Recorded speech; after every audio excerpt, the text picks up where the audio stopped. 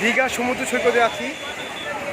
এখানে অনেক পর্যটক ঘুরতে এসেছে, আর সবাই যেখানে এখানে দাঁড়িয়ে আছে, মানে অনেক জোয়ার ভাটা হচ্ছে, তার কারণেই সবাই উঠে আসা।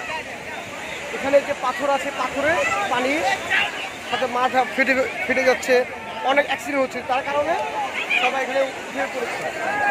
সবাই কেউ পানিতে নেই, কেউ পানিতে নেই, সবাই উঠে পড়েছে।